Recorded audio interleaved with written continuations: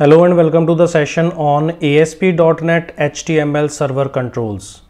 इस सेशन को शुरू करने से पहले हम रीकैप करेंगे अपने प्रीवियस वीडियो सेशन का। प्रीवियस वीडियो सेशन में हमने इवेंट हैंडलिंग से रिलेटेड डिस्कशन किया था कि किस तरह से हम ASP.NET एप्लीकेशन में इवेंट्स को हैंडल करते हैं।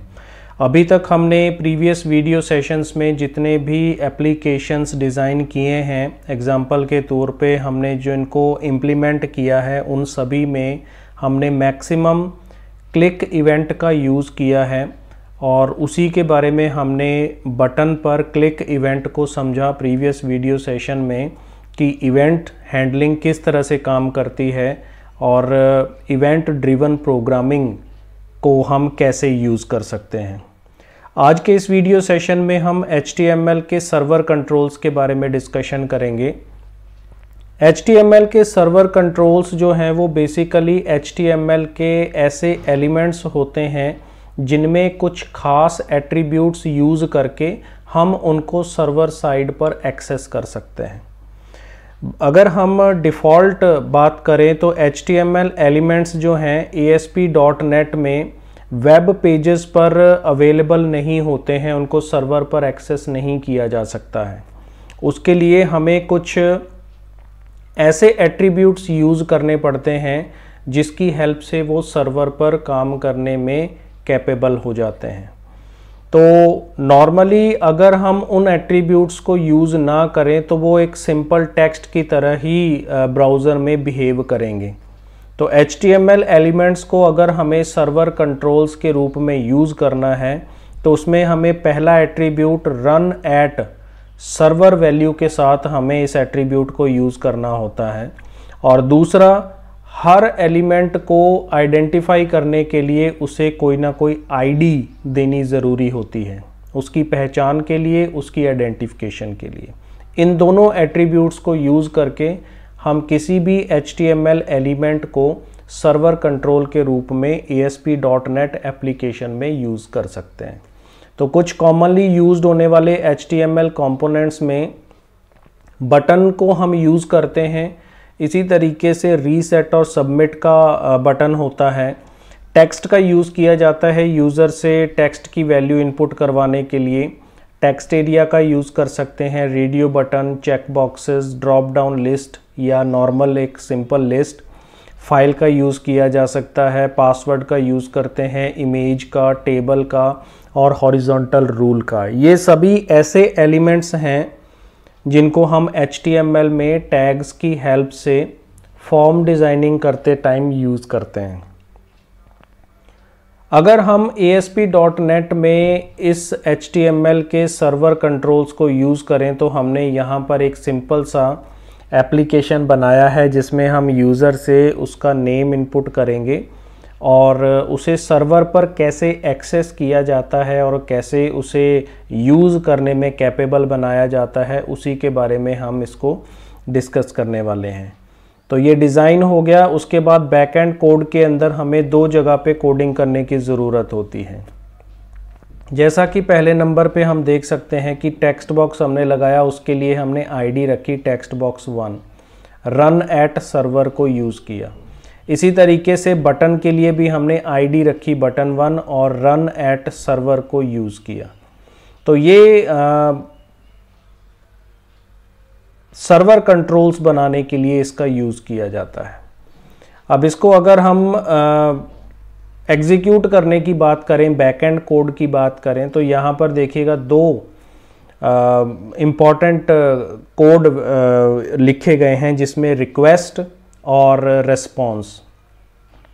रिक्वेस्ट मेथड को यूज़ किया जाता है, टेक्स्ट बॉक्स से हम जो वैल्यूज़ लेते हैं उसको रिक्वेस्ट के ज़रिए रिट्रीव किया जाता है और उसे हमने नेम वेरिएबल में स्टोर कर दिया। और रेस्पॉन्स का मतलब है कि सर्वर की तरफ से जो रिज़ल्ट जनरेट हुआ है उसे हम नॉर्मल वेब पेज के ऊपर राइट कर रहे हैं हेलो के साथ। तो इसे अगर हम एग्जीक्यूट करते हैं तो यहाँ पर हमें इस तरीके का आउटपुट मिलता है। ये हमारी हेडिंग जो हमने उसमें रखी हुई है, कीर्तन हमने इसके अंदर as a input text box में वैल्यू दी और जैसे ही हम क्लिक मी पे क्लिक करते हैं तो हेलो कीर्तन का मैसेज जो है वो वेब पेज पर डिस्प्ले हो जाता है। सर्वर की तरफ से इस कंट्रोल की वैल्यू को रीड करके रिस्पॉन्स दे दिया जाता है। तो दो मेथड्स इसके अंदर हमने यूज़ किए हैं, रिक्वेस्ट और रिस्पॉन्स। तो जब भी हम नेट पर काम करते हैं, क्लाइंट और सर्वर में जब कम्युनिकेशन होता है तो क्लाइंट की तरफ से हमेशा रिक्वेस्ट दी जाती है और सर्वर की तरफ से रिस्पॉन्स दिया जाता है। इसको अगर हम प्रैक्टिकली इम्प्लीमेंट करते हैं तो हमारे सामने ASP.NET का फ्रेमवर्क खुला हुआ है। इसमें हमने जस्ट दो कंट्रोल्स प्लेस करने हैं। पहला कंट्रोल हमने टेक्स्ट बॉक्स प्लेस कर दिया और दूसरा कंट्रोल इसमें एक कमांड बटन लगा दिया जिस पर हमने क्लिक मी लिख दिया है। इसी तरीके से बैकएंड कोड में हमें कुछ चेंजेस करने की ज़रूरत होगी। तो इसमें जो इसका सोर्स है, सोर्स के अंदर आप यहाँ पर देख सकते हैं कि टेक्स्ट बॉक्स का ID टेक्स्ट बॉक्स 1 है और रन एट सर्वर, इसमें ये दोनों एट्रीब्यूट्स जो हैं ये लगाने ज़रूरी हैं और ASP.NET में ये ऑटोमेटिकली लग जाते हैं उसे सर्वर कंट्रोल बनाने के लिए, क्योंकि इस एप्लीकेशन को लोकल सर्वर या वेब सर्वर पर ही रन किया जा सकता है। सिमिलरली हमने जो बटन लगाया है उसमें भी बटन 1 इसका ID है आइडेंटिफिकेशन के लिए और रन एट सर्वर इसका एट्रीब्यूट है जो इसको इंस्ट्रक्ट करता है कि इसे सर्वर पर ही रन करना है। इसी तरीके से बैकएंड कोड की अगर अपने बात करते हैं, जो बटन के क्लिक इवेंट पे काम करेगा उसके बारे में हम देखते हैं।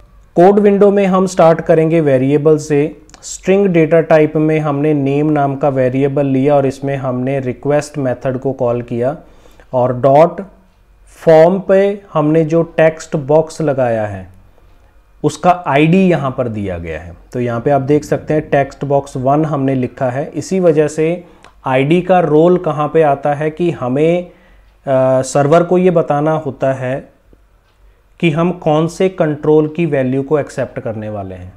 इसी तरीके से रिस्पॉन्स के अंदर हम क्या करते हैं, डॉट राइट मेथड का यूज़ किया प्रॉपर्टी का और उसके अंदर हमने हेलो के साथ जो नेम वेरिएबल में हमने वैल्यू एक्सेप्ट करवाई थी उसको प्रिंट करवा दिया। इस एप्लीकेशन को रन करते हैं, तो जैसे ही ये रन होती है तो वीडियो को रिज्यूम करेंगे। एप्लीकेशन रन होने पर हमें ये इंटरफेस दिखाई देता है जिसमें हमने जो कंट्रोल्स अपने वेब फॉर्म को डिज़ाइन करते समय बनाया था वही कंट्रोल इसके अंदर डिस्प्ले हो रहे हैं। टेक्स्ट बॉक्स के अंदर सपोज़ हमने नेम लिखा कीर्तन और जैसे ही हम क्लिक मी पे क्लिक करते हैं तो यहाँ पे आप देख सकते हैं कि हेलो कीर्तन का मैसेज जो है वो इस पर डिस्प्ले हो रहा है। सर्वर की तरफ से रिस्पॉन्स हमें मिल गया। हमने जो रिक्वेस्ट भेजी, क्लिक मी पे क्लिक किया और हमें रिज़ल्ट जो है यहाँ पर मिल गया। तो ये भी आप एग्जांपल के तौर पे ले सकते हो जो हमने प्रीवियस वीडियो सेशन में इवेंट हैंडलिंग के बारे में डिस्कशन किया था। तो ये भी उसी कैटेगरी के अंदर आता है कि जब तक आप इस क्लिक मी बटन पर क्लिक नहीं करेंगे आपको रिजल्ट्स नहीं मिलने वाले हैं, आपकी रिक्वेस्ट सर्वर तक नहीं जाएगी और सर्वर कोई रिस्पॉन्स नहीं करेगा। तो इसे हम इवेंट ड्रिवन प्रोग्रामिंग के नाम से जानते हैं। तो ये प्रोसेस था। इस एपिसोड में हमने सर्वर कंट्रोल्स के बारे में डिस्कशन किया। नेक्स्ट आने वाले एपिसोड में हम वैलिडेटर्स के बारे में डिस्कशन करेंगे। आगे आने वाले कुछ वीडियोस में हम अलग अलग तरह के वैलिडेटर्स की डिस्कशन करेंगे, एक एक करके उनको एग्जांपल के थ्रू इम्प्लीमेंट करना सीखेंगे कि ASP.NET में वैलिडेटर्स कैसे यूज़ किए जा सकते हैं। तो स्टार्टिंग करेंगे हम कंपेयर वैलिडेटर से कि ये कंपेयर वैलिडेटर किस तरह से ASP.NET एप्लीकेशन में काम करता है। तो इस वीडियो में फ़िलहाल इतना ही। Thanks for watching, keep on learning with us, stay tuned for upcoming videos and always stay blessed.